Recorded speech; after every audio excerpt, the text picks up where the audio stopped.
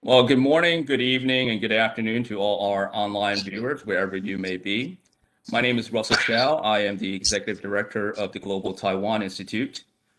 GTI is a 501c3 think tank dedicated exclusively to Taiwan policy research and related programs. Our mission is to enhance the relationship between the United States and Taiwan with the world by contributing to a more informed discussion about Taiwan and its people. In pursuit of that mission, we undertake several major programs. They include a biweekly publication called the Global Taiwan Brief, where we feature timely analyses and informed opinions about Taiwan. We also organize public seminars, like the one that you are participating in here today, where we examine current developments related to Taiwan policy. We also organize an annual symposium in the fall, usually around September, where we then invite leading thinkers, scholars, and practitioners to discuss the current and future of US-Taiwan relations. In addition to these core policy-focused programming, we also offer scholarships for researchers who are interested to perform short-term field research in Taiwan, as well as a fellowship opportunities for researchers from Taiwan to conduct short-term field research here in our office in Washington, D.C. In addition to these academic programs, we also feature cultural programs. So if you're not already subscribed to receive all our updates for our programs, you may do so by visiting our website at www.globaltaiwan.org. Of course, I would be remiss if I began today's program without thanking our co-founders, our directors, our advisors, as well as, of course, our staff and interns who make all our programs possible. So let's begin today's program. GTI is very pleased to be able to host today's discussion on US-Japan-Taiwan relations in 2021. In the near decade since the rise of CCP General Secretary Xi Jinping in 2012, much has been made about China's increasingly aggressive foreign policy and growing military threat to the Indo-Pacific region, especially to Taiwan. Over the past few years, these concerns have only grown more pronounced as Beijing has sought to subvert Taiwan's political system and media through consistent influence operation and disinformation campaigns, and to intimidate the island citizens through increasing frequent air incursions into Taiwan's ADIZ, the Air Defense Identification Zone. For the United States and Japan, Taiwan's most important democratic and security partners in the region, this aggression has not gone unnoticed. From the 1997 defense guidelines that underscored the, quote, peace and stability in the Far East, end quote, which was widely interpreted to include areas around Taiwan, to the 2005 declaration by the United States and Japan that they had a, quote, common strategic objective, end quote, in the peaceful resolution of issues in the Taiwan Strait, and to the most recent US-Japan 2+2 summit, wherein the two nations clearly and publicly acknowledged the threat presented by China and reaffirmed their commitment and, quote, underscored the importance of peace and stability in the Taiwan Strait, end quote. This significant public statement of shared concerns will likely continue during the imminent meeting between the US President Joe Biden and Japanese Prime Minister Yoshihide Suga that will take place tomorrow here in Washington, D.C. The Biden-Suga summit is indeed quite notable, given that this is the first foreign leader received by President Biden in Washington, D.C., and also coming on the heels of the announcement by the White House of the high-powered, albeit unofficial delegation, comprised of former Senator Chris Dodd, former Deputy Secretaries of State Richard Armitage, as well as James Steinberg, as a, quote, personal signal, end quote, President Biden's assurances to Taiwan. All the while, U.S. climate envoy and former Secretary of State John Kerry is in Beijing. It is indeed a whirlwind week for diplomacy, to say the least. Today's virtual seminar will explore the opportunities as well as the challenges facing the U.S., Japan, and Taiwan relationship as they seek to expand cooperation and work together. And we truly have an exceptional group of experts who really will be able to help us dissect each component part of this equation. And I'll introduce them just briefly here. You, of course, can access their full bios on our website on the event page. First, we have J. Michael Cole, who is a Taipei-based policy analyst and a senior non-resident fellow with GTI. Prior to relocating to Taiwan in 2005, and so that's been already 16 consistent years since he's been in Taiwan. He was an intelligence officer with the Canadian Security Intelligence Services in Ottawa. Next, we have Yuki Tatsumi, who is a senior fellow and co-director of the East Asia program and the director of the Japan program at the Stimson Center. Next, we have Dean Chen, who is a senior research fellow with the Asian Studies Center at the Heritage Foundation, where he specializes in China's military and foreign policy. Dean previously worked for the Science Applications International SAIC Corp and the Center for Naval Analyses, among other institutions.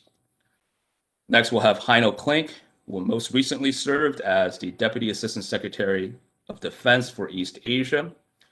And currently, he provides strategic insights and solutions through his private consulting company, Klink Global. Last but not least, we have Tosh Minohara, who is Professor of International Relations and Security Studies at the Graduate School of Law and Politics at Kobe University, where he holds a joint appointment with the Graduate School of International Cooperation Studies. And so thank you all for being here today. Just as a note for all our live audience members, we will have a Q&A session at the end of the opening statements and moderated discussion. And you may engage us and the speakers by posing your questions utilizing the chat function on our YouTube page, or by tweeting us at Global Taiwan, and also submitting your questions by email at contact@globaltaiwan.org. I will reiterate these instructions again later on, so to remind everyone. So I've asked our panelists to prepare opening statements for no more than 10 minutes, and then we'll go into a moderated discussion and then conclude with audience Q&A. So, Michael Cole, over to you. Thank you very much, Russell. It's an honor to be here yet again here from Taipei. So we thought that it would be useful and hopefully interesting for me to open up with a bit of a threat assessment, if you will, or an overview of the overall security situation in the Taiwan Strait, as seen from the perspective of Taipei, for those of us here who are on the receiving end of all the nice things that China has been doing in recent months. Well, I would point out that the uptick in belligerent signaling and activities by the Chinese regime really began in early 2020 with the re-election of Tsai Ing-wen to her second and last term. That's when we saw a gradual but fairly rapid increase in PLA Air Force and PLA Navy activity around Taiwan. So transits in the ADIZ, occasional crossings across the median line or the tacit median line in the Taiwan Strait, and all that accompanied by comments coming out from Taiwan Affairs Office, retired military officials in China, and online as well, adopting a much more nationalistic, belligerent, and occasionally even genocidal position on Taiwan. Now, fast forward about a year since Tsai's re-election, and the intrusions into Taiwan's southern ADIZ are now a daily occurrence. Not a day goes by without at least a handful of aircraft transiting through the ADIZ briefly, and every single time compelling Taipei to scramble interceptors and try to chase them out of that zone. Very tellingly as well is the fact that both during the elections in the United States and following Joe Biden's election and the period between his victory and inauguration, there had been an expectation that Beijing would possibly draw down the military activities around Taiwan, if only to give the United States the incentive perhaps to do a bit less with Taiwan and try to reach more, if not reach a consensus with Beijing. A good number of us were somewhat shocked to realize that Beijing did not do that, and in fact continue to increase military activity and transits around Taiwan. So there seemed to be very little desire in Beijing to send goodwill, if you will, to the United States, and perhaps compel the new administration to break from the precedent that had been set under Trump.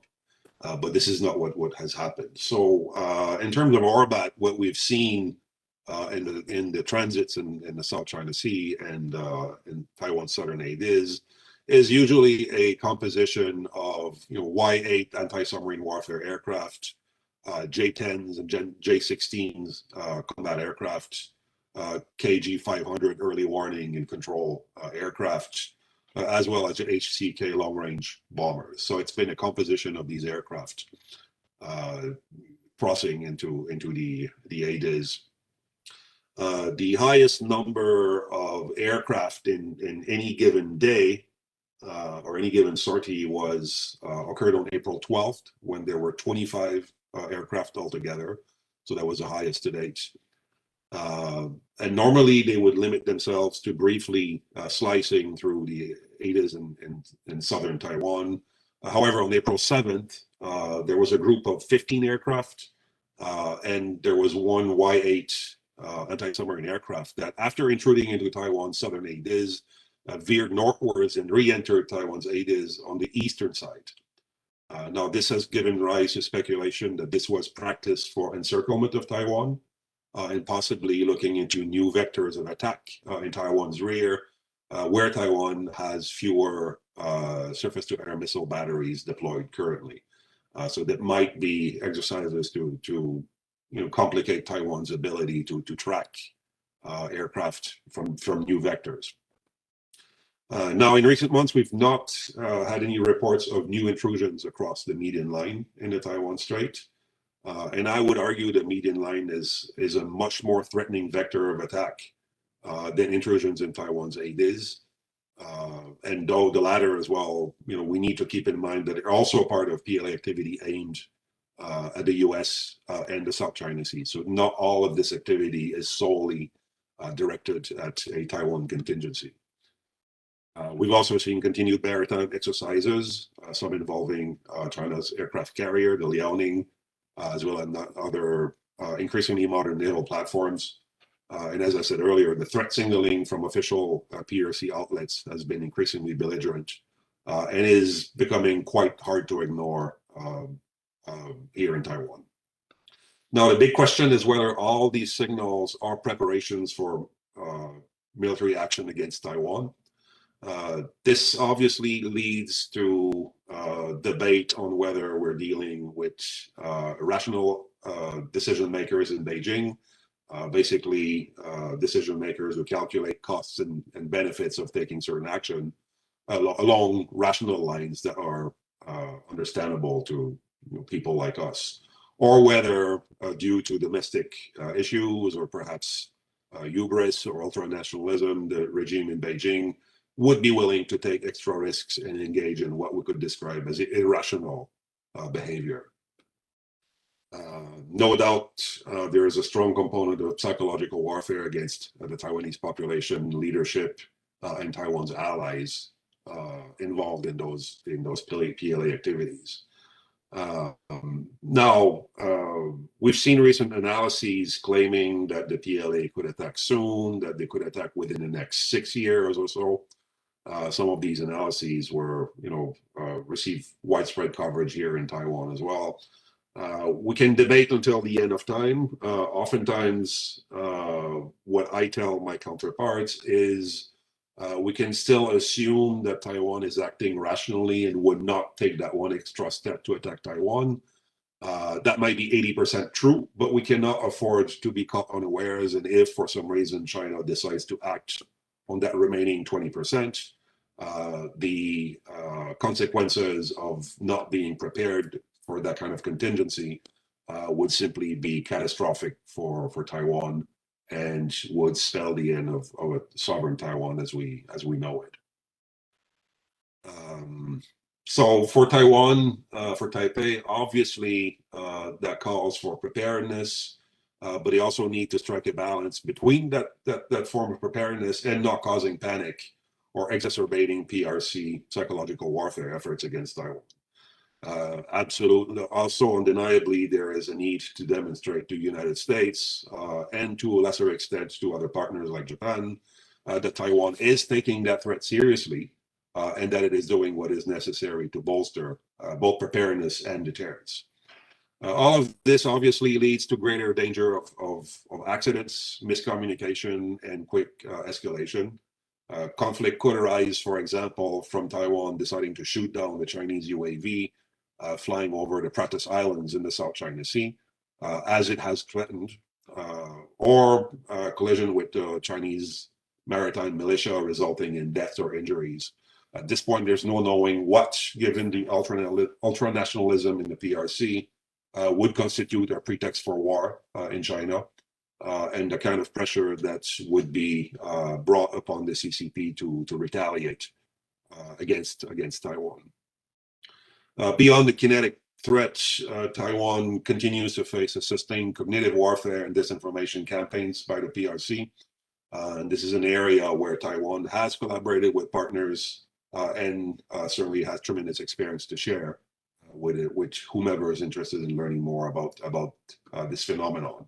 And lastly, I would add that we cannot ignore non-traditional or gray zone operations, especially the potential for sabotage, guerrilla terrorism, and attacks on civilian infrastructure in Taiwan by pro-CCP sub-state actors operating in Taiwan, such as the China Unification Promotion Party and triads like the Bamboo Union that have this symbiotic relationship with the CUPP, groups and triads that have access to firearms and that have in recent years imported various kinds of assault rifles and handguns into Taiwan.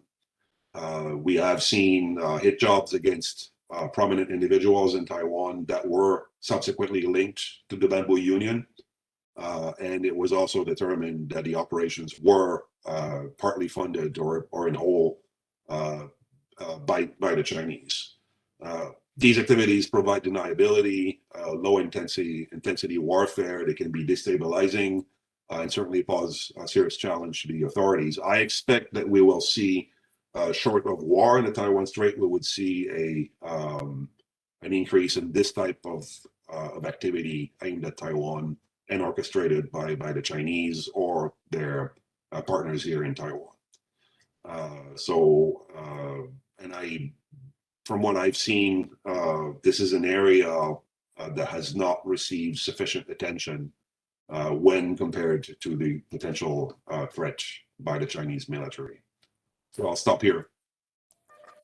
Thank you, Michael, for that very sobering threat assessment from Taipei, and I think we'll go into that in greater details in our moderated discussion. Next, I'd like to turn the floor over to Yuki.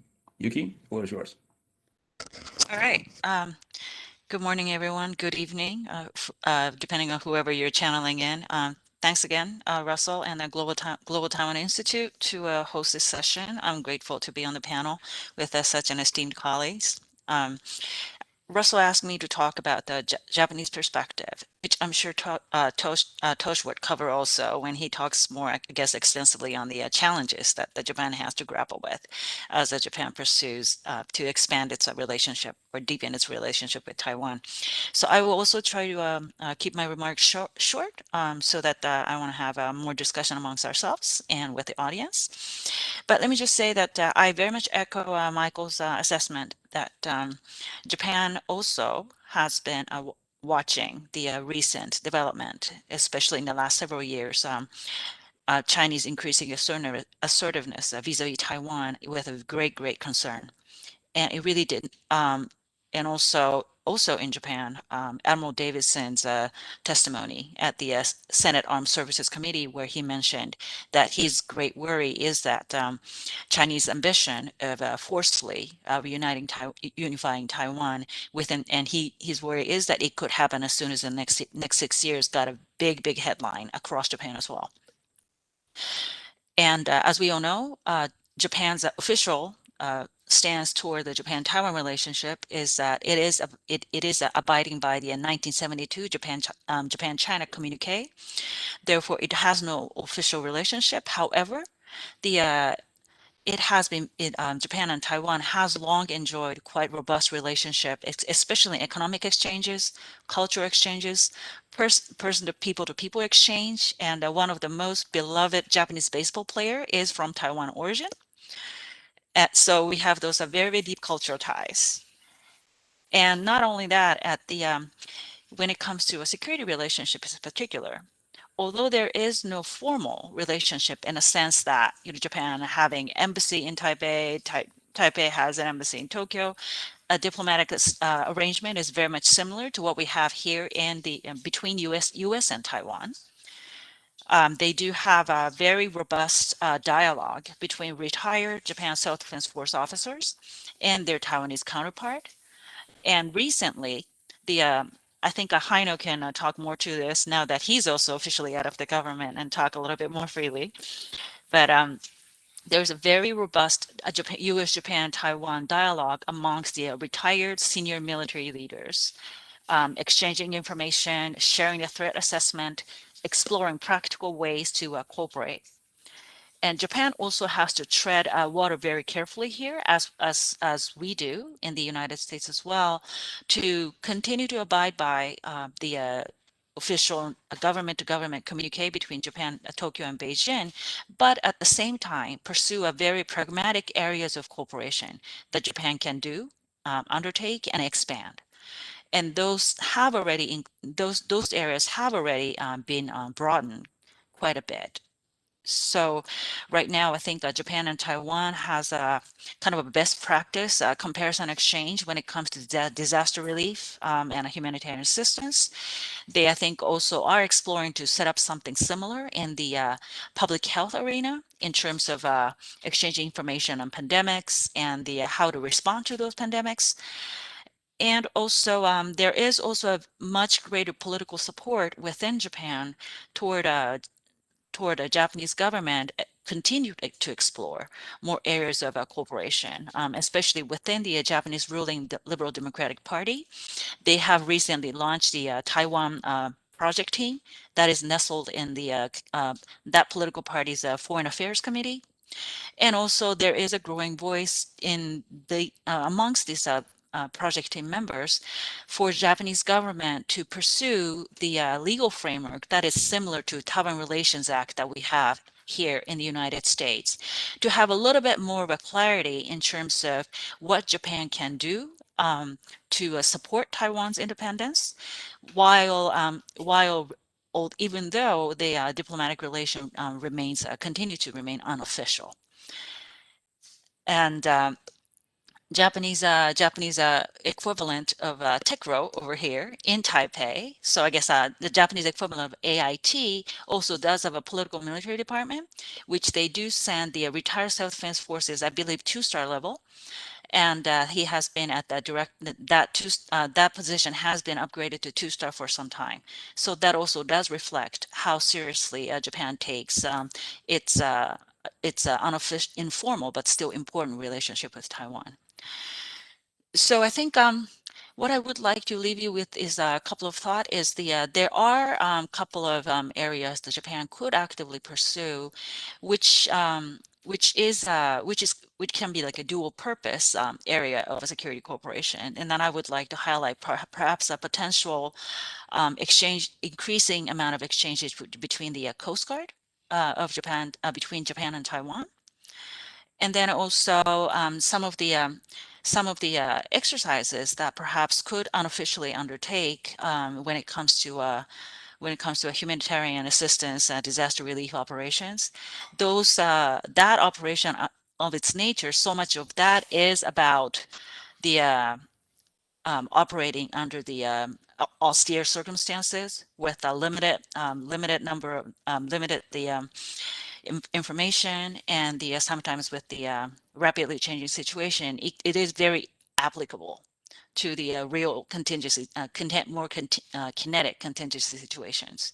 So those exercises can definitely take place amongst the conversation amongst the retired military officials and also civilian officials, retired diplomats. So I think I would just like to leave you with those couple of ideas, perhaps for us to explore. And then this definitely, Japan would like to do this in collaboration with the United States. So this will probably remain the important topic of conversation. And then I do believe in the tomorrow's summit between Prime Minister Suga and President Biden, although officially the primary topic of conversation is climate change and pandemic, I'm pretty sure they will spend a lot of time talking about Taiwan Strait and China, especially given how forward-leaning the 2+2 statement was last month. So I'll leave it with that. Thank you. Well, thank you, Yuki, for that excellent overview of the history of U.S. Taiwan and Japan-Taiwan security cooperation, and I think you left us with a lot of good sort of tidbits to really build on for further conversation. So I look forward to the discussion amongst the panelists on the many points the really great points that you raised. So next, I'm going to turn it over to Dean to dig in more on the threat assessments. Well, good morning, or good afternoon. My appreciation to GTI for the opportunity to be here today. My comments are going to focus a bit more on the broader trends in the Chinese military, which obviously affect Taiwan, but also affect Japan, and especially are beginning to influence at least American views about how to go about continuing to deter China. So it's useful to first note that China has increased its defense spending. This is not actually either surprising news or a major revelation. Of course, China's defense statistics are highly unreliable. I don't think anyone actually believes China's official version of defense spending numbers. But what I want to point to is the Chinese reporting about the percentage increases. So what is important and relevant here, therefore, is not the Chinese claim of how many billions of renminbi they are spending, but rather the fact that every year they have been increasing. Over the last several years, the announced percentage increase is greater than the announced percentage increase in Chinese GDP. And what that is saying, what that is signaling, is that China is now starting to increase its defense spending even ahead of economic growth. That should give us an indication of how seriously they are taking military modernization and spending the amounts necessary to achieve what they have said they want to do by 2027, to create a People's Liberation Army that is fully mechanized and fully informationized. In other words, a military that is capable of conducting the kind of war that they say they need to be able to do, whether to unify with Taiwan, or deter the United States, or take control of the South China Sea, or hold Japan at risk. These resources have been spent on a variety of assets. The People's Liberation Army Navy and the People's Liberation Army Air Force are now each the largest such service in the world. That should be very sobering. In part because, as Stalin said, quantity has a quality all its own, but also because, unlike the US military, China's military is largely concentrated at home. That means that while the United States still has far more aircraft carrier battle groups, for example, than any other nation, we have responsibilities in the Atlantic, in the Mediterranean, in the Baltic, in the Indian Ocean, in all of these places, in the Persian Gulf, that China does not. And so if China fields 4 aircraft carriers, as the current projections seem to indicate, or if China fields far more submarines, the vast bulk of them will be located off the Chinese littoral, around Taiwan, whereas the U.S. Navy will necessarily still be spread around the world, and the same is true for the Air Force. Part of the Chinese growth has also been in missile capability, and again, here you often hear that, well, authoritarian regimes don't innovate. But what we have seen with the DF-21 and the DF-26 is a technological innovation that allows them to target ships, and they apparently have now tested those against moving ship targets. That was always one of the, well, but they haven't tested that. Now they seem to have. These missiles are clearly intended to deter the United States because really they are aimed at aircraft carriers and not simply trying to shoot at destroyers or cruisers. What is really much more important than just the numbers, however, has been the fundamental reorganization of the People's Liberation Army, showing that the Chinese have thought about the threats that they want to impose, the capabilities needed to make those threats credible, and then the organization of those forces to achieve maximum effect. And here I want to point to two things. One, the growth of joint operations, which has long been an American specialty. For us, we think of this as the Army, Navy, Air Force, Marines, and now Space Force operating together. But for the Chinese, it is about cross-domain operations. Because when the Chinese talk about joint operations, they are talking about the ability to conduct operations on land, at sea, in the air, in outer space, and in the electromagnetic domain. It's more than just inter-service. It is achieving maximum effects by layering effects across different domains.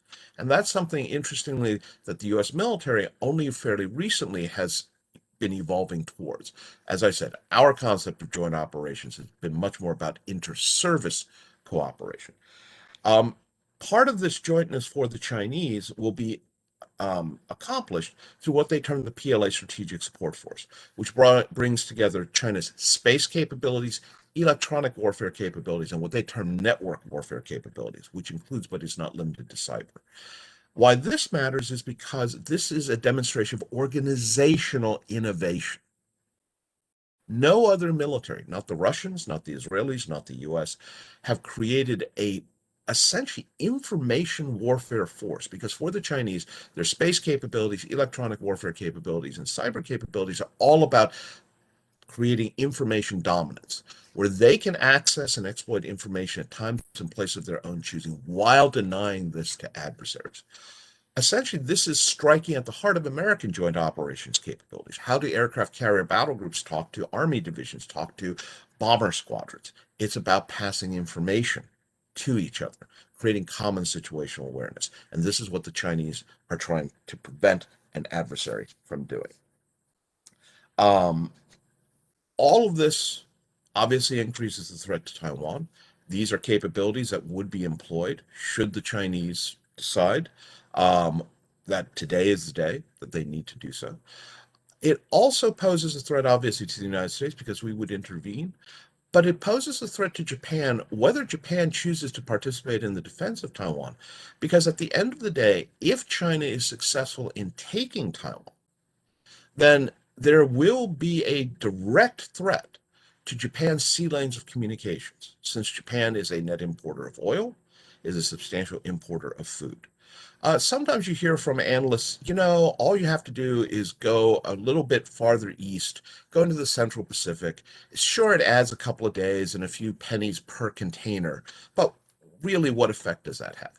We actually have seen a direct analogy of that in the Suez Canal blockage, where one ship blocking one channel created global ramifications and started having downstream repercussions for businesses and industries. One ship. So the idea that entire sea lanes might just move eastward a few hundred miles, adding days to their movement, has huge implications for regional economic capacity and for global supply chains. So all of this should not be taken to mean that the United States will not intervene, even if the cost is higher. As somebody once wrote, warships are safest in harbor, but that's not what they are designed for. What all of this does indicate is two things. That China, whether a decision to take Taiwan is quote unquote rational or not. And I look forward to having a conversation on this, because I think that perhaps there are different definitions of rationality here. That the Chinese are taking this as a very serious potential requirement and are devoting the resources to it. And that the United States is going to confront a very different type of adversary than we have in the past, whether it is in comparison to the wars fought since the end of the Cold War, because China has space capabilities, China has a massive military industrial complex, and of course, China has nuclear weapons, unlike Serbia, unlike Iraq, unlike Afghanistan, but also a military that has the reach that will make bringing our power to bear more costly and more difficult. And moving forward, I think that this will be one of the challenges of the Biden administration, both for our Defense Department as well as our cooperation with our allies such as Japan, is how we balance out this increased threat with our sustained commitments, which will need to deter China, because a Chinese ability to take Taiwan will have those global ramifications. Thank you. Naeem, thank you very much for that very thorough analysis of the quality and pace of China's military modernization. I think it certainly gives me pause, and I think gives many people pause about, and asks, raises the question: is how and can Beijing be deterred from taking military action against Taiwan? So next, I'd like to turn it over to Heino. Heino, the floor is yours. Hi, thanks, Russell, and thanks again to everyone at GTI for making this this very timely discussion happen. I will tell you, I'm going to focus my comments on my assessment of challenges and prospects for trilateral security cooperation. For me, quite frankly, this is a little bit more than just an academic endeavor, in that a lot of my energy was focused on this topic in my most recent job in government as the Deputy Assistant Secretary of Defense, responsible for this part of the world.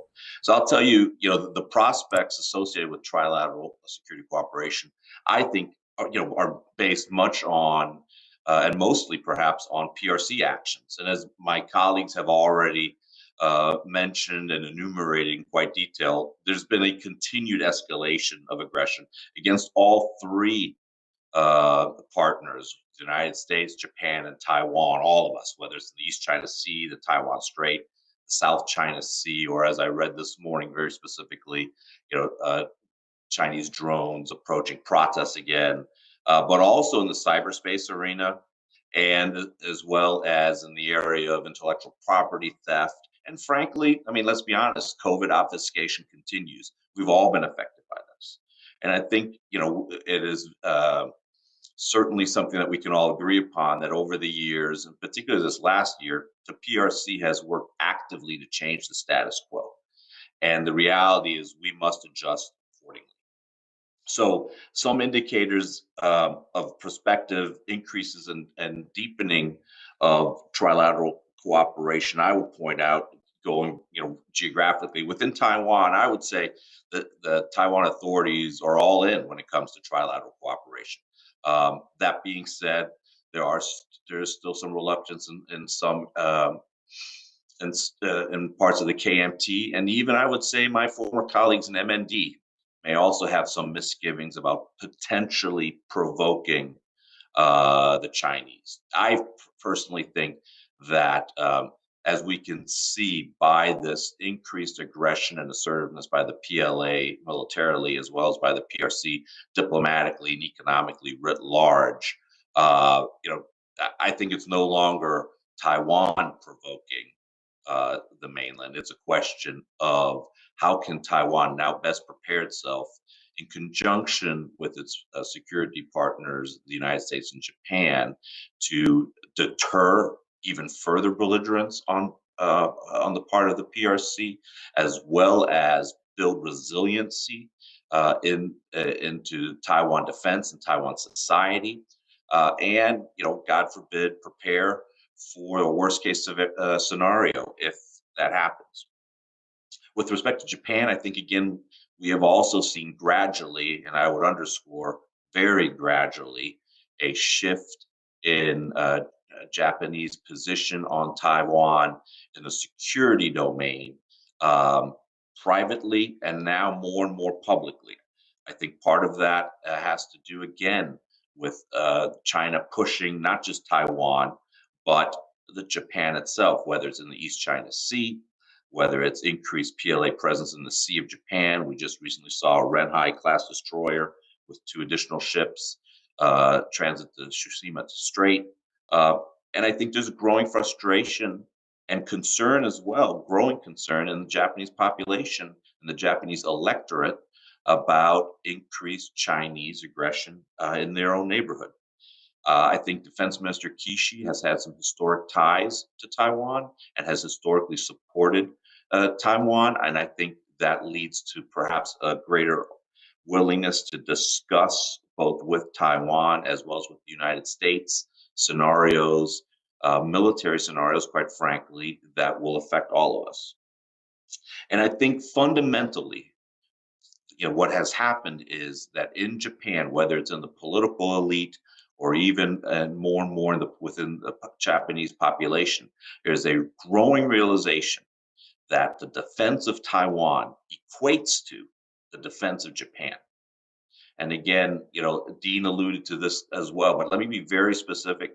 If you look at the Southwest Japanese islands, if the mainland China controls Taiwan, that will be a direct military threat to Japanese territory. And I think, again, we've gone from an altruistic view of maintaining Taiwan democracy to a realist view that it is in the interest not only of the United States, but also of Japan to maintain the status quo politically. It's very specifically by that I mean that mainland China does not control Taiwan. And then, of course, in the United States, we saw in the Trump administration a strengthening of the unofficial relationship with Taiwan in all sectors. And with respect to US-Japan relationship, we saw a very deep strategic alignment between the Trump administration and Prime Minister Abe, as well as Prime Minister Suga. And I think that, frankly, is going to continue into the Biden administration. And I would also say that, an indicator of our intent can be found in the U.S. strategic framework for the Indo-Pacific, which was declassified in January of this year, which said very specifically on page 7, and let me quote, defending the first island chain nations, including Taiwan. That was explicitly written in that document, and that document was declassified in January. It's there for all to see in black and white. And understanding, of course, that the Biden administration now is undergoing a variety of policy reviews. It'll be interesting to see, when it perhaps may not be acknowledged publicly, it would be interesting to see if that very specific point remains. Furthermore, we heard Secretary Blinken last Sunday on one of the talk shows, in essence, send a very clear and distinct warning to China that an escalation against Taiwan would be a serious mistake.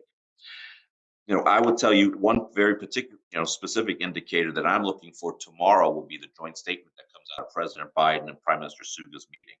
If Taiwan is mentioned by name in there, and frankly, I hope it is, that will be an indicator that the alignment is even greater between Tokyo and Washington, and that is meant to demonstrate to the Chinese that Japan and the United States will not sit idly by as China increases its belligerent activities.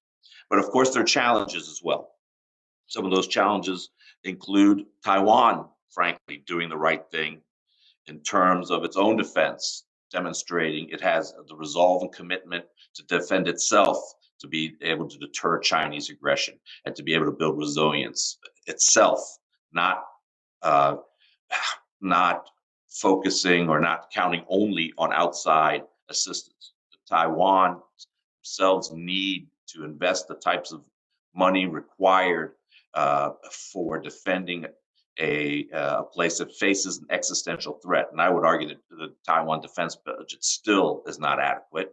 Moreover, I would say that Taiwan is still not investing in the right types of capabilities, and more reform is required for the armed forces of Taiwan, particularly in the reserve sector. And then another thing is, quite frankly, I think there are opportunities for additional cooperation between Japan, the United States, and Taiwan, whether it's bilaterally or trilaterally. But Taiwan needs to be willing to cooperate in either a no profile or a low profile manner, depending on what Japan and the United States prefer. Taiwan needs to be able to control leaks within its own government. This is very essential because this goes to Japanese political sensitivities, frankly, which still exist, and a certain amount of risk aversion to provoking China. And of course, as we have all seen, that China has leveraged its economic power to coerce countries all over the world. And there is obviously a sector within Japan that fears the economic repercussions of potentially provoking the Japanese. And within the United States as well, there are challenges that also have to do with risk aversion, and rightly so. We have to do a careful risk analysis, and we have to be able to ensure that there's escalation control. And I don't just mean in terms of actual combat, but whether it's in gray zone activities or others. And of course, the impact on the overarching bilateral relationship between the United States and China in terms of trade or even climate. All that being said, I think the prospects, frankly, for cooperation trilaterally are increasing at the same rate as Chinese aggression increases, to be honest with you. I think that there will be more of an impetus to do more between Taiwan, Japan, and the United States as the Chinese increase their belligerence. Now, I would obviously advocate for the Chinese to dial things down a bit. Do I think that that's going to happen in the lead up to the 100th anniversary of the founding of the CCP in July? No, I don't. I also think, though, that we should give the Chinese a little bit of space until July of this year, frankly, because I think that the nationalistic rhetoric will only increase and will push the CCP leadership to do something potentially precipitous if if something happens between now and July. That being said, just as the Chinese have red lines, we have red lines as well. And that I'm confident is being conveyed to Beijing. But I do have, quite frankly, some recommendations for things that should be in our kit bag in terms of increasing security cooperation. And again, we can, whether it's Taipei, Tokyo, or Washington, we can tailor these activities and make them public or not public, depending on, again, what are Chinese actions. So there should, I believe, be increased unofficial, no profile or low profile activities between our militaries. And I'm not talking about retired military officers, to be perfectly candid. I'm a retired military officer myself. But what's important here is that military leaders who are on active duty, who are facing the challenges and prospects of contingency planning today, are able to convene and talk. One thing that has already been mentioned as well is Coast Guard cooperation. The U.S. and the Taiwan Coast Guard recently signed an MOU. I think that the three Coast Guards, again, U.S., Taiwan, and Japan, should operate together, train together, exercise together, whether it's in the waters around Taiwan or Japan, or whether it's in the waters around U.S. territories in the Pacific, or frankly, in the waters of countries that have diplomatic relations with all three of us. I think that there is plenty of work that can be done in a Coast Guard domain that makes absolute sense and should not be viewed as provocative by the Chinese. I also think that in that same vein, we should cooperate more in preparing for and responding to natural disasters. Unfortunately, our friends in Taiwan annually, face typhoons and earthquakes. The Japanese Self-Defense Force and the U.S. military have ample experience in responding to those things. And I think, depending on the scale and scope of a natural disaster in Taiwan, we should not be precluded by using our military forces and helping Taiwan in those types of scenarios. otherwise a list, of increased activities in terms of intelligence exchanges, information exchanges, and other planning activities for contingencies should be done trilaterally because it is all in all of our interests. I would also say that a discussion should be had about capabilities integration, particularly in the ISR arena, early warning, as well as having a common operating picture, both during peacetime and normal operations, as well as potentially during contingency operations. Taiwan, Japan, and the United States being able to share real time and in a secure manner a common operating picture will be essential. The list goes on. I would tell you as well, co-development and co-production of certain capabilities would be, frankly, another thing that I would explore between defense industry, because I think that there can be economies of scale and scope gained there. A synchronized acquisition plan that is focused on priorities in deterring PLA aggression against all of us would also be key. So again, if asked, I have a very long list of things that I think can and should be done, and can be done also in a no and low profile manner, because this should not be about provoking the PLA. It should be about ensuring that stability across the Taiwan Strait and the greater region writ large is maintained. So I'll stop there. Thank you. I know. Thank you very, very much for those very specific, clear, and forward-looking comments. I'm sure that this leaves a lot of for us to sort of pick up on and hopefully carry forward in our discussions today and onwards as we're looking to, say deepen this conversation to hopefully translate to real areas of practical cooperation, and we can feed into that with these excellent ideas and also nuanced in our conversations about what is realistic and possible and certainly doable in trilateral areas of cooperation. So last but not least, I'm going to turn it over now to Tosh, who will bring us home. All right.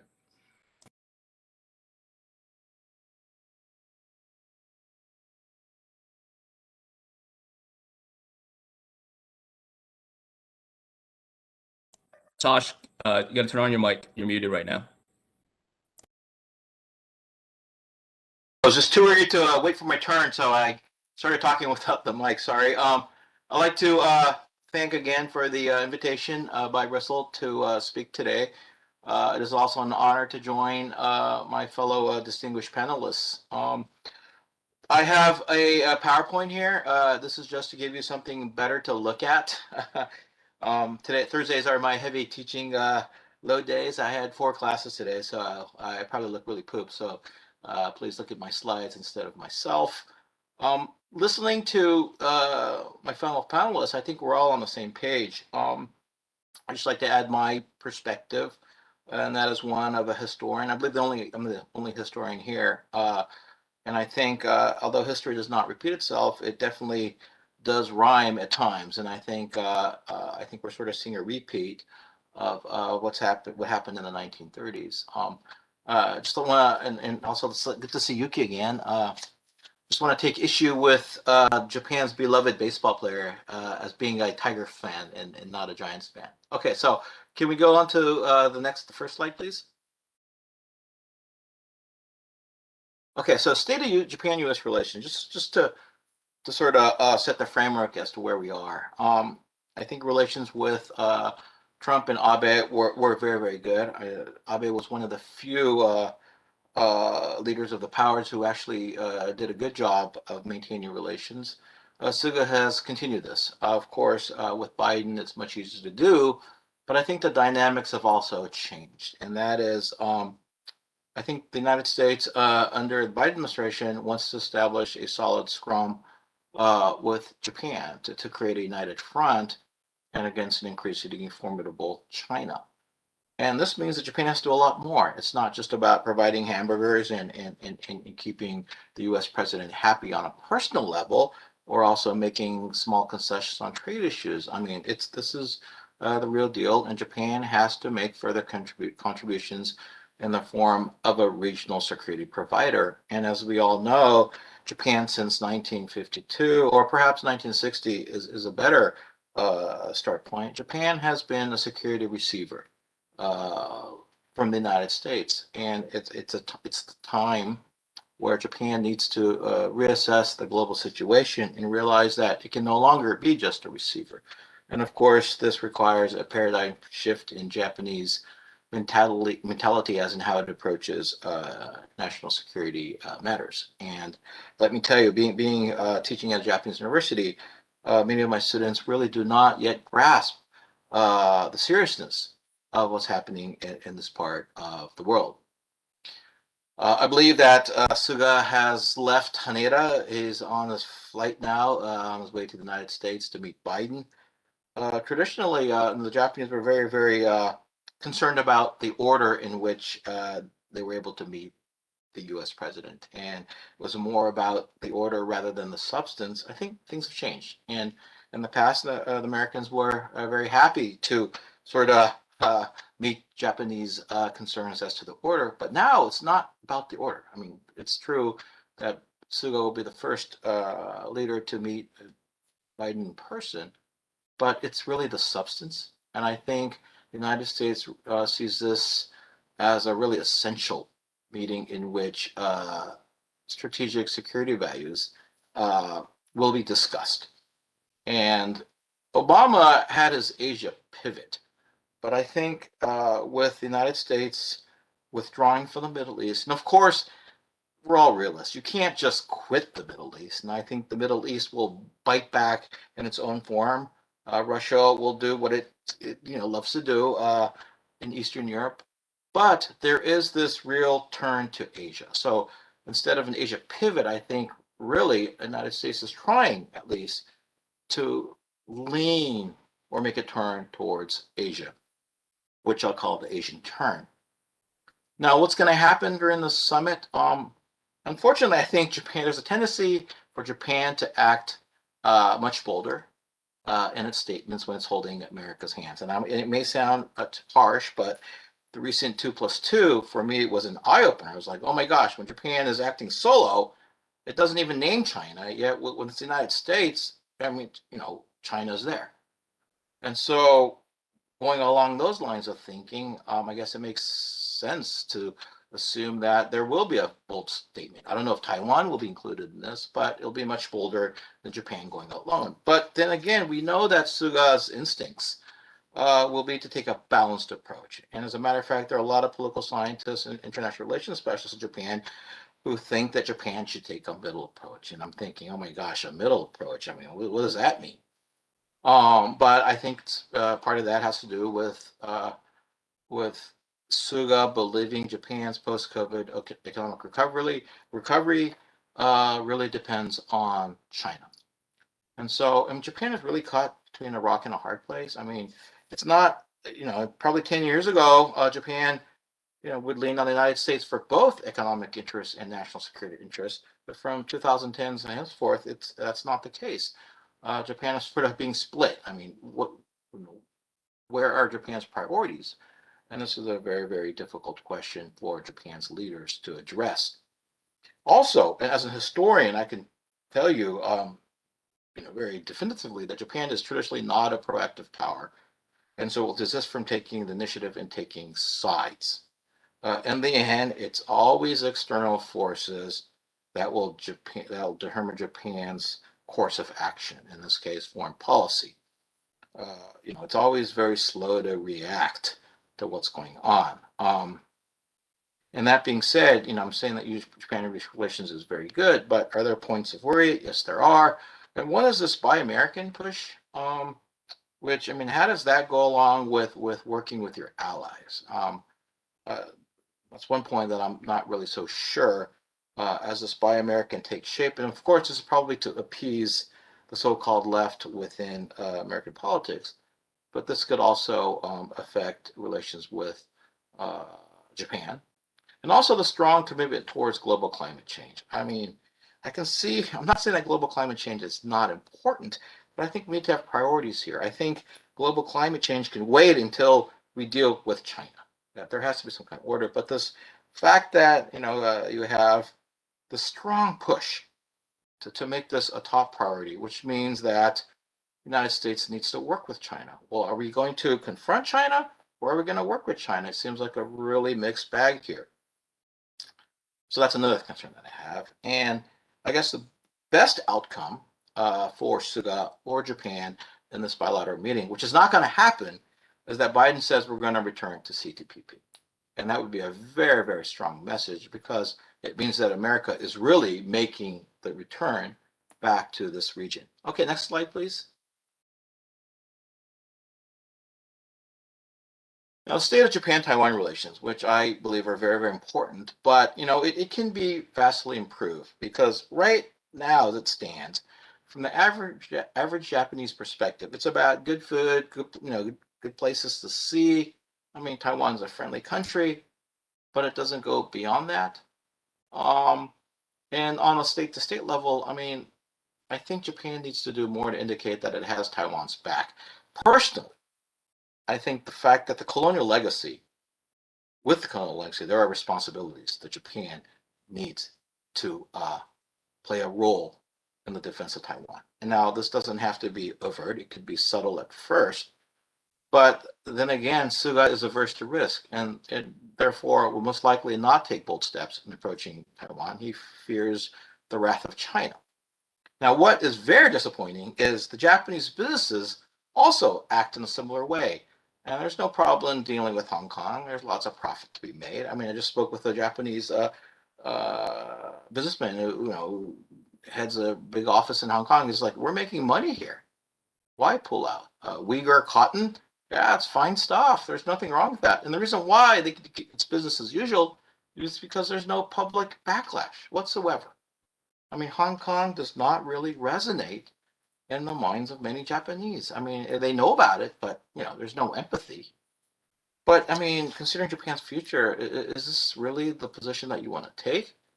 I think now is the time that Japan needs to take a firm stand and show that it does share values with other liberal democracies. Just recently, last month, I mean, Japan was missing from that EU plus US plus Canada statement towards China. So I think it's a good time now that Japan's leaders need to look beyond the short term, and for most politicians that means the next elections, but to formulate a clear and coherent strategic vision for the future.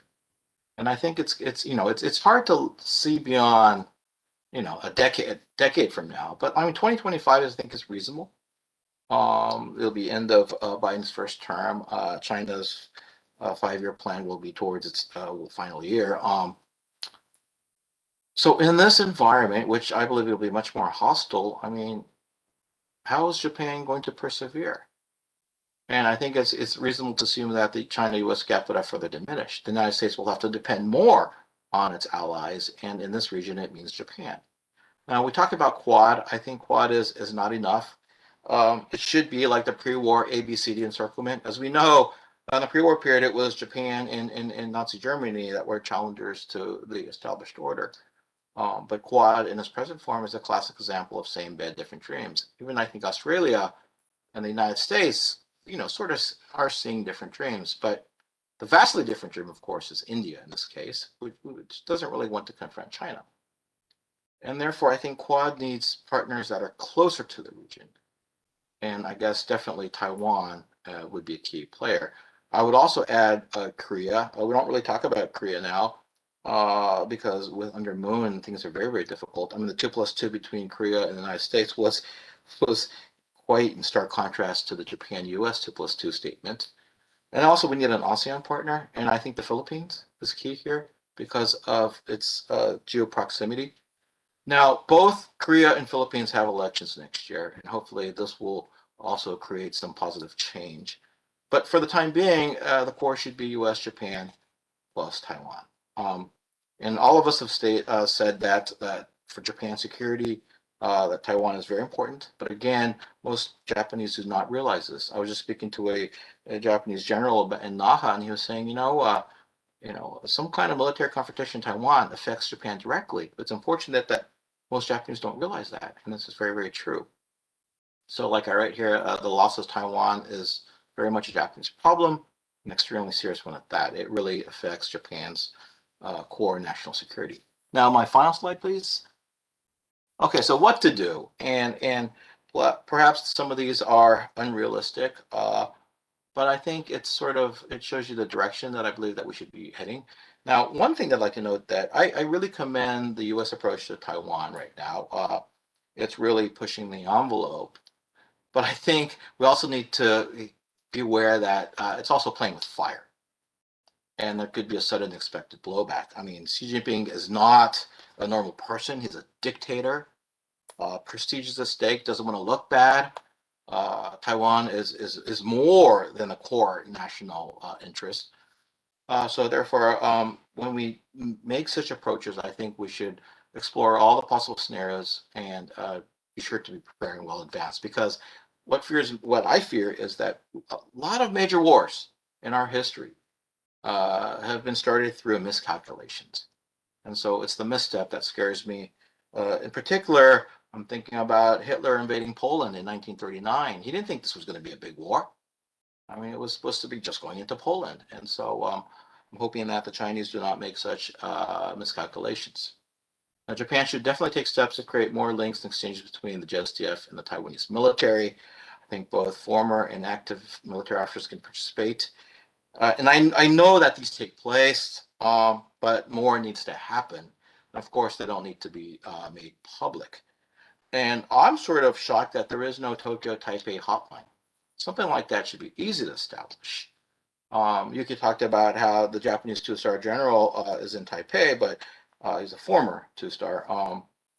But I think there has to be, and I think he's an Army general, right, Yuki? But I think there should be a Navy guy and an Air Force guy as well. What's wrong with having 3 former generals and admirals in Taipei? These are small steps, but really important steps.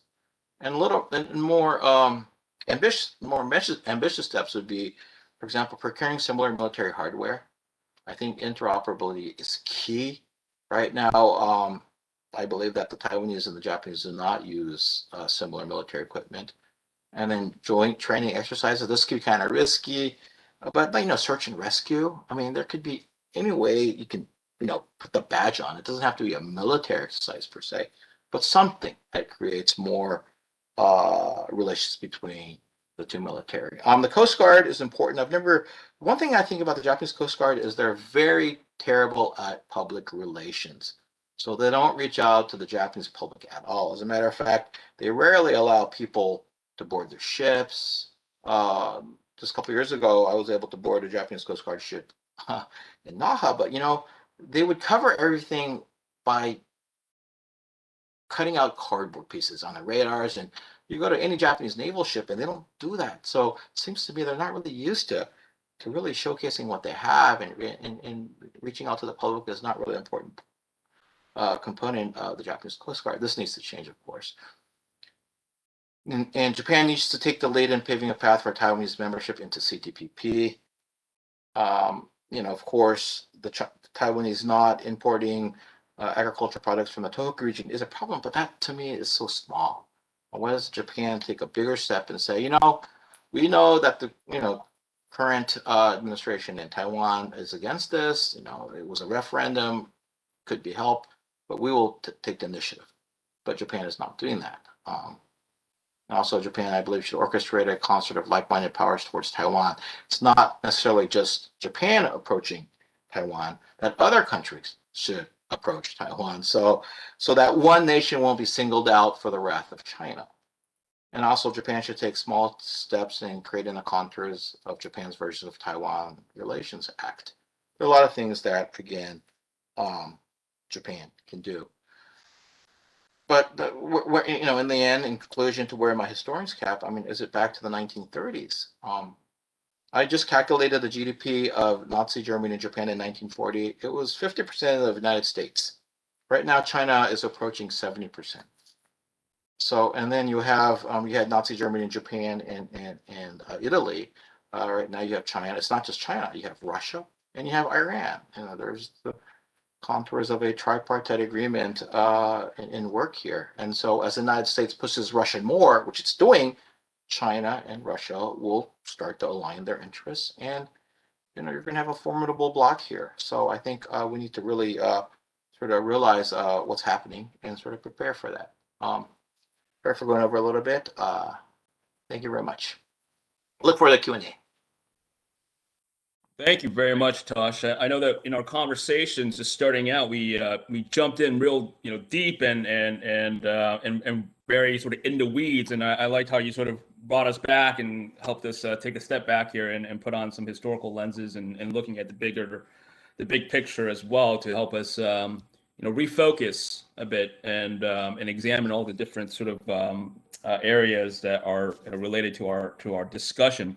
I just want to remind our audience that we are taking audience Q&A, and that you can do so by either using the chat function on our YouTube page or tweet us at Global Taiwan, or you may email us at contact@globaltaiwan.org, and do include your name as well as your affiliation when you submit your questions. So I'd like to exercise the moderator's prerogative here and pose a few questions to carry on the conversation and the excellent discussion presentations that were made by our panelists. And then one of the thread that I thought was pretty pervasive in the discussion about Japan-Taiwan relations, especially, was that sort of the Tokyo's approach has been probably best described as traditionally been constrained. And it apparently, and it appears increasingly less so, and that seems to be the general consensus. And so, how much? And I suppose this question is for Tosh and Yuki, but I invite the other panelists to also chime in if they would like to share their observations. But how much does what we're seeing from Tokyo now reflect a fundamental change in Japan's approach to Taiwan and China? And so, and any sort of insights you might sort of share as to sort of what to make sense of these developments that we're seeing. So, Tosh, Yuki, whomever you'd like to sort of start and comment on this. Well, Yuki, maybe why don't you go ahead? Yeah, no, I was going to say I can take it for a sec, and Tosh can correct whatever the fact that I got wrong, because he is physically located in Japan. So I think the way I see it is it is really a gradual but a steady change in Japan, both the way that it sees Beijing and the way that it sees Taipei. And then I think change of the views that change of the way in which Japan views Beijing, and more of a consensus forming in the country is much greater, as opposed to Japan already starts from a very friendly perspective, attitude toward the Taiwan. So it has been an important change, but it's more evolutionary, I would say.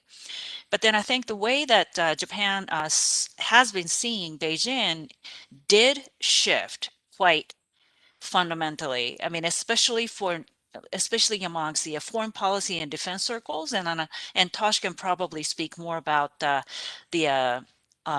rock and hard place that our Japanese business are in on this issue. But there is almost the kind of a wake-up call that happened. And I would remind everyone about, I'm sure everybody remember this incident where a Chinese fishing trawler rammed into a Japanese Coast Guard ship in the 2000, I believe it was 2010 or 2011 under a Prime Minister Khan.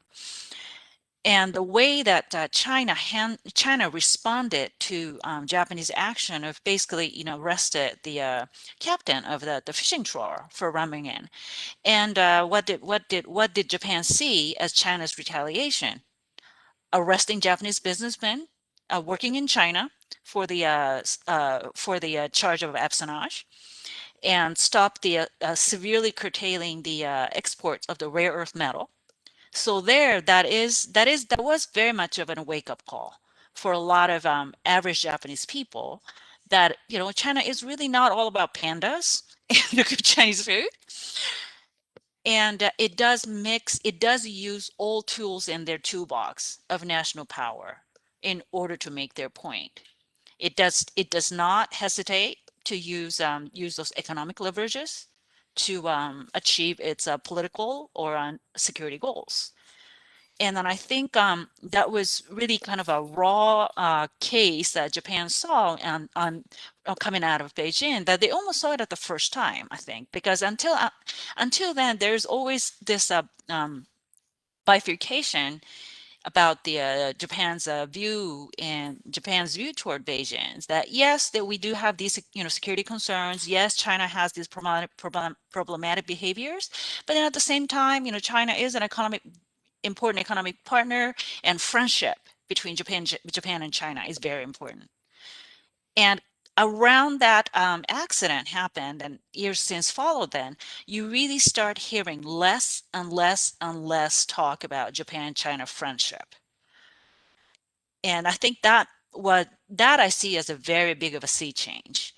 And then also, and on topping off of that, and it is very ironic that all these important events happened under the Democratic Party of Japan rule, when it started off as a very pro-China, Asia government, that toward the end of DPJ's term, Japan nationalized the ownership of the 3 of the islands that's in the Senkaku Islands. And that also um, draw out this very severe reaction to China. And then I think Japanese people again see that types of retaliatory action that China is willing to use to make its point. So those two are the events that I can think of as like a marked shift to kind of get Japan out of more of a rosy picture of Japan-China relations, that at minimum, it needs to be productive and workable. But it definitely has a competitive element, and it definitely has at times confrontational element. And Japan needs to have a very clear eye toward this. So Tosh, go ahead and correct whatever the mistake that I've made. No, there's nothing to correct. I totally agree with you. There has been a sea change. I've always been concerned with China. I mean, I never believed the peaceful rise theory because I've never seen a major power rise peacefully. But that's historian in you. Yeah. 15 years ago, I always talked about the danger of China, and then I was anti-China. That's how I was labeled. And now I'm not anti-China enough. The reason why the Japanese political opinion has really shifted, especially the right, they're very vocal in Japan. They're vehemently anti-China and anti-Chinese, and that kind of worries me because they're not really asking the right questions. Being anti-China doesn't solve anything. I think the more valid question is what makes China click? What is driving China? What are the sources of Chinese conduct? And I don't really see any. Well, there are a few Japanese scholars, but the vast majority, at least the public, don't think about this, and they're like, "Oh, we don't like China. We don't want to deal Chinese. Let's don't treat their students here right and stuff like that." And that is just, I don't think the right course to take. But the Chinese government, they're also very, very shrewd. And I am an advisor to the Kansai Association of Corporate Executives. Now, speaking to a CEO of one large construction firm here in Kansai region. And he was telling me, he goes, this is really funny. He was like, I received this really beautiful card from the Chinese embassy, and I opened it. And it's beautiful with this wonderful panda, and I open it, and it talks about the wonders and the beauties of Japanese Chinese relationships, and how much we've attained together. And the final conclusion was, it'd be so unfortunate if this were all to go down the drain because Japan does something rash, And I thought, oh my gosh, that's so funny. But yeah, so I think the Chinese are very aware that that Japan's business interests lie in China, and they're using that card. Now, one more thing I'd like to add. This is the sea change part, and this is again a sea change that most Japanese people do not realize, and that is the Japanese military is trying to change, transform itself to become a real fighting force. Now, most Japanese see the military as being there for national disasters. That's not the case. And now, yesterday, I spoke with the Japanese regimental commander who took the Japanese forces to California to the National Training Center last year. He took 10 tanks, you know, 3 howitzers and 300 men, and they trained hard. And he was telling me, he goes, you know, the first couple of days we're annihilated. We realized that we did not know how to fight a real war. And to me, that was kind of scary that he was acknowledging this. And after, you know, I don't know how long they're there, several weeks, he says, you know, we started to become a real fighting force. But he says initially it was chaos. We were freaking out. My men were dying left and right. So yeah, I think these changes are really, really important. Hopefully, but the problem is these were 300 men. And this has to, the Japanese military in many ways needs to be able to really have their men, not just 300, but all the men fight. And it's important to keep in mind that the Japanese military has never shed blood. And that to me is kind of worrisome. They've never experienced actual combat. So when push comes to shove and something does break out in this region, I mean, I don't know how the Japanese military can really put up a good fight. That's just something I throw out there. And I know I have 3 military experts, so maybe they can add to that. I think was it Michael? You said you wanted to say something? Or? Yeah, I mean, Michael has a Zoom finger that he wants to project here. Thank you. Very quickly, to Tasha's point on the absence of a hotline between Tokyo and Taipei, early in the first term Tsai administration, there were actually discussions on establishing exactly that. The problem that we saw is that Tokyo made that contingent on Taiwan lifting the ban on food products from Fukushima Prefecture. So petty, right? It's so petty. Well, this is a kind of linkage that a lot of people said is a little bit myopic. Then a second unfortunate development was the referendum in Taiwan against lifting that ban, notwithstanding the fact that the Tsai government was certainly moving in that direction. A second thing that I would add, we've talked a lot about things that Japan should do to do more with Taiwan. I think Taiwan could do a few things as well that would facilitate a deepening of that relationship. And I would maintain that key would be to have a representative in Tokyo who is possibly a little more proactive when it comes to engaging different elements within Japanese society, and not solely sticking to the usual diplomatic dinners and the easy cultural issues and whatnot, which are also part of the bilateral relationship. But I think if Taiwan really understands the needs to do more with Japan on security issues and whatnot, they should have someone at their representative office who also has the ability to push in those departments. I have not seen that under the current rep in Tokyo. Dean, you wanted to jump in as well? Yeah, I wanted to address Toshi's concern about Japan not having fought recently. And 2 points. One about the NTC, the National Training Center. U.S. military units that rotate through regularly get completely annihilated. This is, in fact, part of the point, is that you are confronting an adversary who is, back in the Cold War days, was widely considered the best Soviet regiment in the world. To the point where a Soviet defense minister at the end of the Cold War, watching the OPFOR exercise, said, "I don't have units as good as this." So that's sort of the tiny glimmer of good news. The bad news is no Asian military has combat experience. If we think about this, it's often been pointed out China's military hasn't fought a war since 1979, when it fought Vietnam. Well, guess what? They have the most combat experience of any military in the region other than the Philippines, which is mostly involved in counter-guerrilla operations. When was the last time the South Korean military fought? When was the last time the Malaysian military fought? When was the last time the Indonesian military fought? Or the Thai military? Other than some very limited counterinsurgency operations in all of these states, Philippines aside, no one has fought a major conventional war. Now, the U.S. has fought a number of major conventional wars, but this should also be very sobering for those of us who assume that the U.S. will bring quality to the battlefield against Chinese quantity. U.S. wars have been largely counterinsurgency or very limited conventional conflicts backed by complete air superiority. I would suggest, for example, no one has fought a naval war since 1982 and the Falklands. No one. Now, why does this matter? Because of Moore's Law. Moore's Law says that the number of circuits on a chip doubles, roughly, every 24 months. So if we go back to 1982, that's about 30, 40 years. I can't do math. It's actually worse than that. But let's just, for the sake of argument, say that it's about 35 years ago.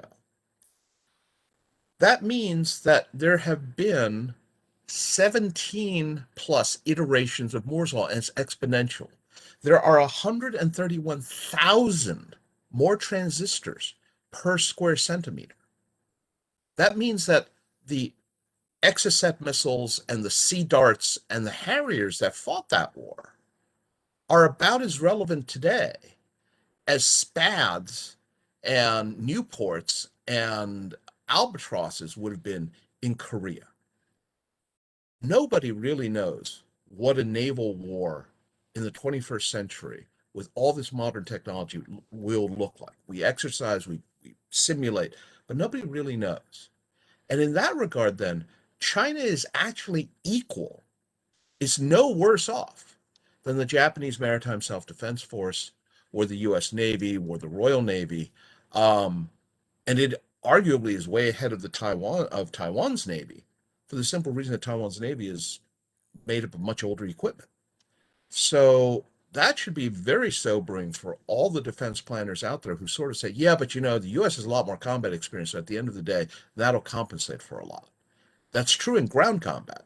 That is not at all clear in air and naval combat. Thanks for all those perspectives. That's fascinating. I want to bring Heino into the conversation because I know Heino he has another pressing engagement that he has to head to fairly soon. And this was brought up on several occasions in the presentations, and one is with regards to what you see, Heino, as the sort of the possibilities for enhancing Taiwan's multilateral engagements in the security realm through the United States and Japan working within the Quad.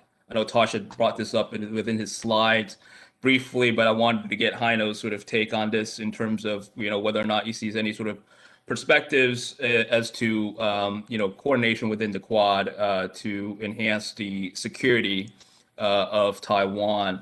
And secondly, also just to sort of tack on here, you brought up the Coast Guards, and Coast Guards were brought up several times in the various presentations made, and I'll present this to both Heino and Dean and perhaps Michael as well if you want to jump in. But really, what specifically do you see the United States, Japan, and Taiwan can do, especially as it relates with cooperation of Coast Guards in countering China's gray zone, coercion in sort of specific areas where you sort of see this helpful in enhancing security cooperation. So those are the two questions. Heino, I want to give you the first take. So regarding the Quad, quite frankly, I don't see any prospects in the short term for bringing Taiwan into the Quad or having the Quad focus on Taiwan contingencies. Let's remember that it wasn't too long ago that India was not even willing, quite frankly, to engage in military discussions and activities under the auspices of the Quad. That's a relatively recent phenomenon, which again I would attribute to Chinese aggression along the lines of actual control that pushed the Indians into the embrace of the Quad.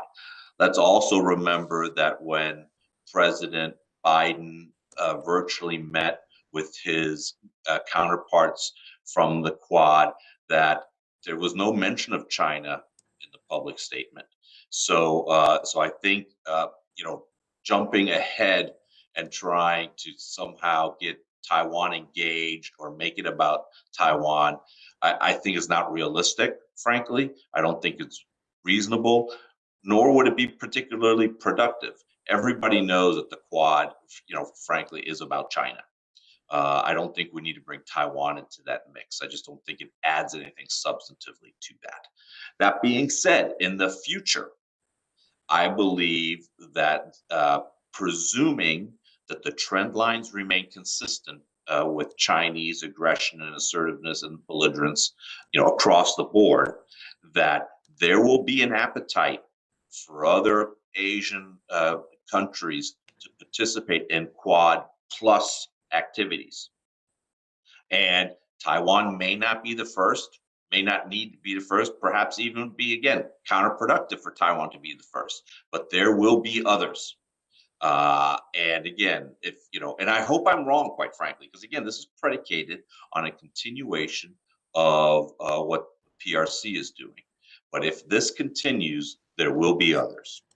With respect to the Coast Guard, I believe that the Coast Guard has very, very unique capabilities that, frankly, our Navy does not have, and frankly, addresses national security concerns, particularly in Oceania and the Pacific Island countries, with respect to illegal fishing, with respect to human trafficking, all kinds of legal and law enforcement types of activities, where I think it's in the U.S. interest to be able to help address some of these national security interests of the Pacific Island countries, frankly, because I do believe that that is another theater, if you will, of competition with the PRC.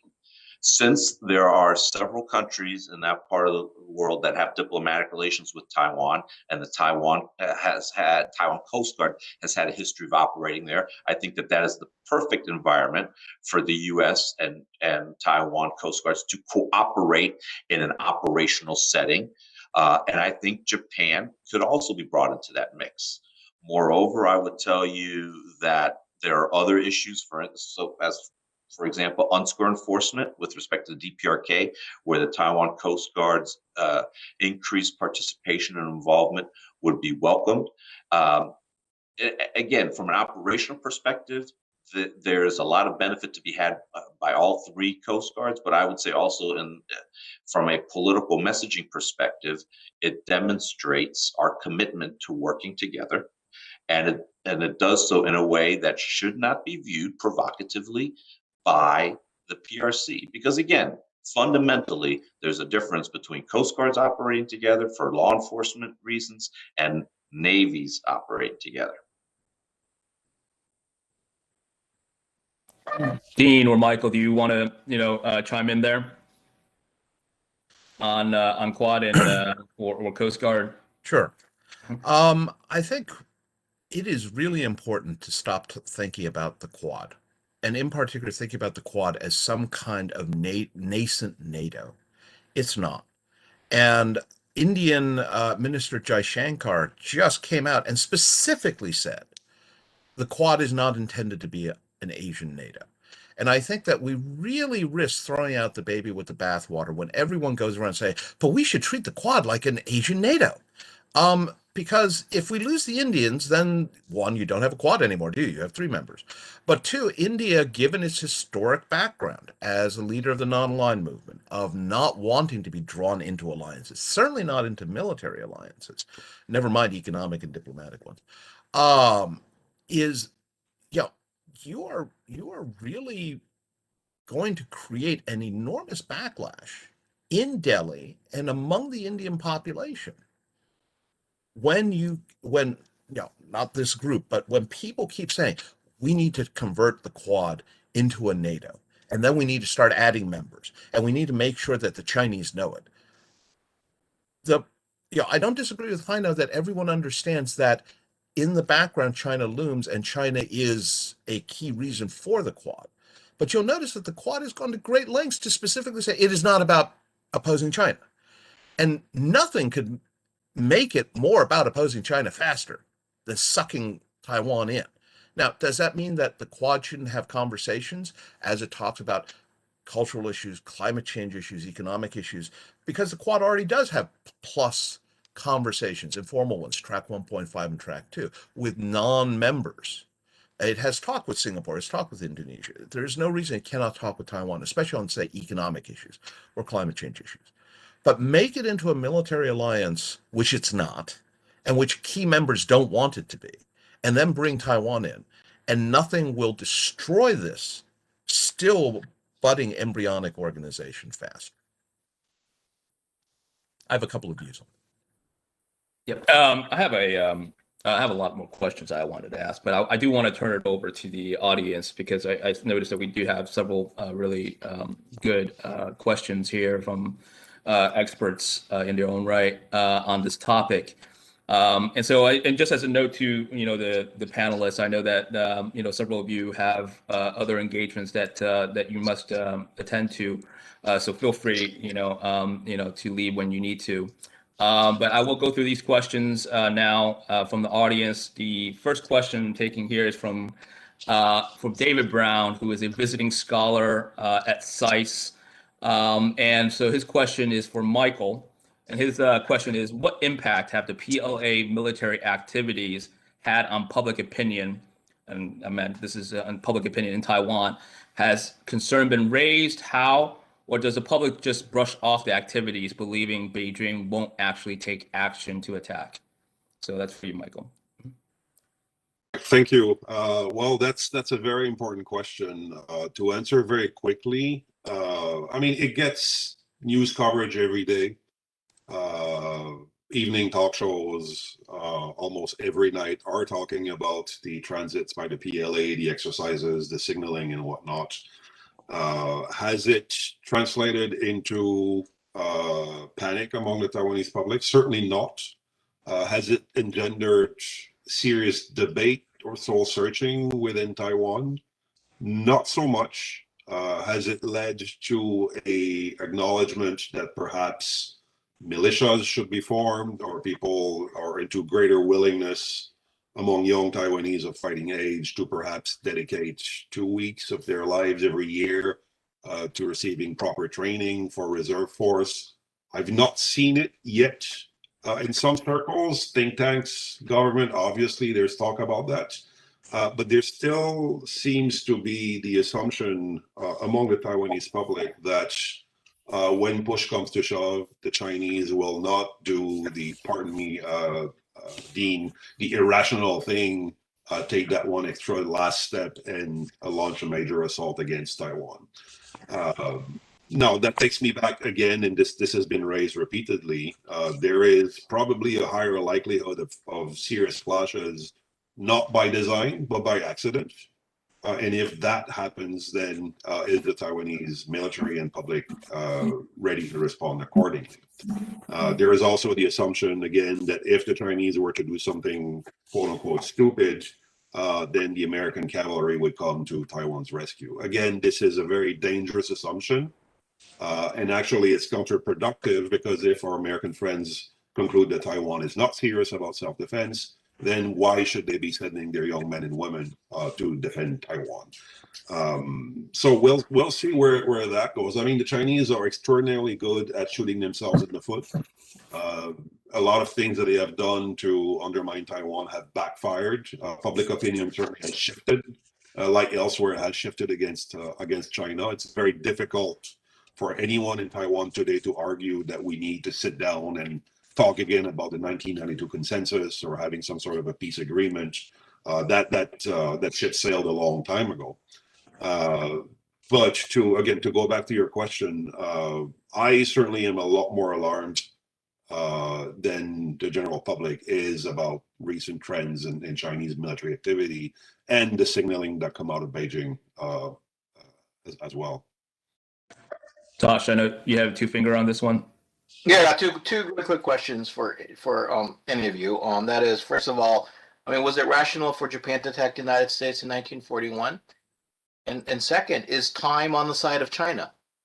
I don't think so. I think that China realizes that after 1930, not 2030, 2035, I mean, it's going to start to lose power because of its aging population. And of course, Xi Jinping is a human being, as far as I know. He has a lifespan. Yeah, he probably wants to act before the man upstairs calls him up, right? So I think I don't think we should underestimate China, but I think the fear is that China is underestimating the United States because of American response to COVID and whatnot. It feels that it has a more superior system, and I really sense that in the rhetoric from China. And to me, this is really a dangerous chemistry. We have a related question from the audience.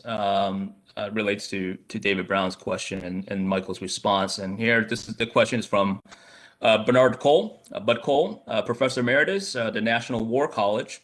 And this question is for any and all the panelists. What are the prospects for Taiwan to establish and man a meaningful, well-trained system of reserve personnel? So go for it. Who wants to take it? Go ahead, Heino. Mm-hmm. Thanks for that question, Bud, and I'll make it short and sweet. And my final word is I have to leave in a couple of minutes. So I would say that rhetorically, the Taiwan authorities at the highest level, from President Tsai on down, have talked about the need to reform the reserve structure. MND, quite frankly, I think has been dragging its heels at this.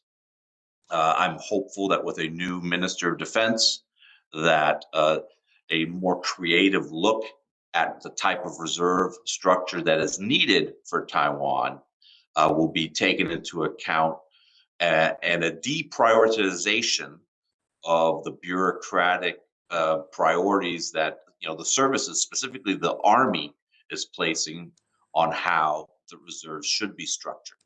Part of this boils down, frankly, to inter-service rivalries, service predilections, and, as always, budgets. I will tell you that I have had many discussions with Taiwan counterparts and Taiwan colleagues, and I've said to them very explicitly, you don't need to look at the U.S. reserve structure as a model, okay? There are many other countries in the world that have reserve structures, both in terms of, again, force structure, training models, and budget authorities that are probably more applicable than the U.S. model. Look at Singapore, for instance. Look at Israel. Look at Finland. Look at Switzerland. The list goes on and on. But it needs to be viewed through the lens of what would actually be effective in a combat situation. And it needs to be, and part of this, frankly, I don't have all the answers, but an evolution needs to take place in Taiwan society as well. Your average citizen of Taiwan needs to be vested in his or her own self-defense and security. They need to take, frankly, a page out of the Israeli book. They face an existential threat. They're not acting like it, and they cannot expect, your average Taiwan citizen cannot expect, again, as was mentioned, the U.S. cavalry to come to the rescue. When it does not demonstrate a commitment, a whole of nation commitment to its own defense. We have not seen that yet. Your average American, frankly, is not paying attention. But those of us that do pay attention and want Taiwan to continue to thrive as a member of, as a vibrant democracy, we have not seen this resolve and commitment to the defense that is frankly warranted. Thank you, Heino. Dean or Michael or Tosh, do you want to jump in on this at all? And if not, I want to move into one last question, just to bring us home to the question of Taiwan, Japan, and the U.S. And then we have to close since we are already over time. But this question is from Sean King, who is a senior vice president at Park Strategy. I'm going to paraphrase him here.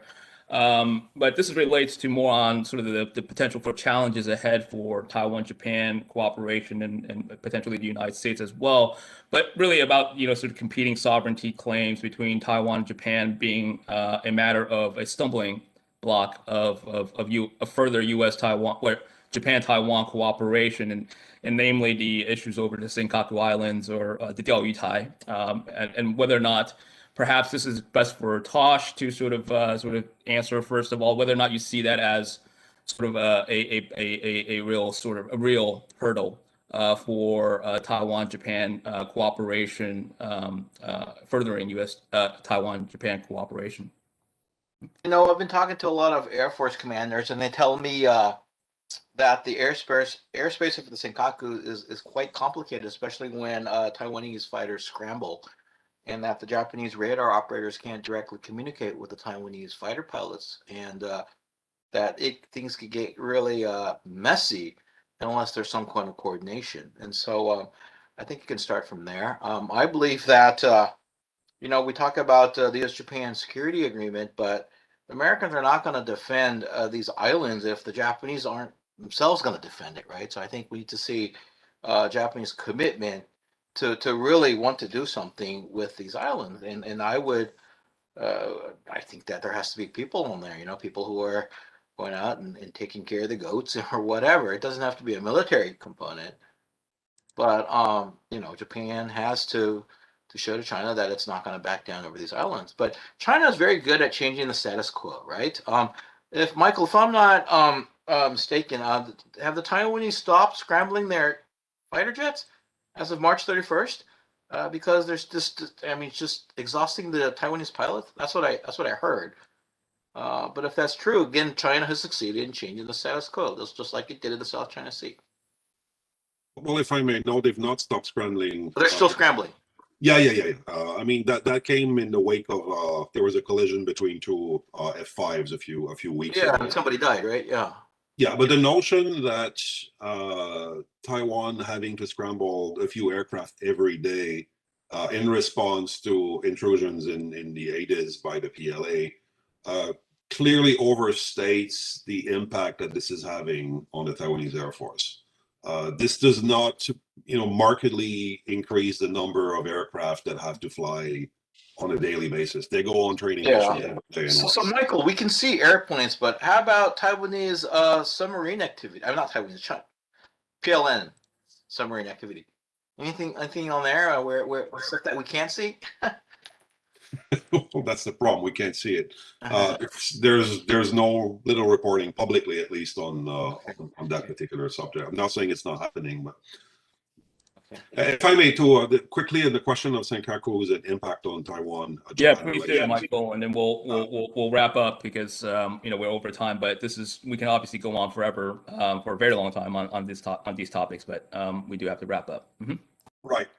Well, there are marginal elements in Taiwanese society that are hardcore claimants to the Senkakus, or Diaoyutais, as they call them in Taiwan. The KMT has made some noise. When Ma Ying-jeou was in power, they even flew an F-16 that had a bomb on which they had written the Diaoyutais belong to us. Under the Tsai administration, within the general public, there is very little, if any, interest in souring relations with Japan over the goats of the Senkaku Diaoyutais. This is not a major impediment to relations between the two countries. And I would add that even when Ma Ying-jeou was in power, they finally signed a fishery agreement that addressed the issues of contested fishing grounds in that area. So this is not one of the main reasons that would undermine a rapprochement between the two countries. Well, thank you very much, gentlemen, and for all the panelists for really just an excellent discussion on a very timely topic, of course. And I know that this is really just the beginning, I think, of more of such conversations that GTI will host to further along the coordination, hopeful coordination, an understanding of the sort of the emerging threat environment, as well as the need for greater cooperation between the United States, Japan, and Taiwan on these matters. And so Thank you all very much for participating in today's discussion, and thank you to all our audience. Stay safe and stay healthy, everyone. Take care.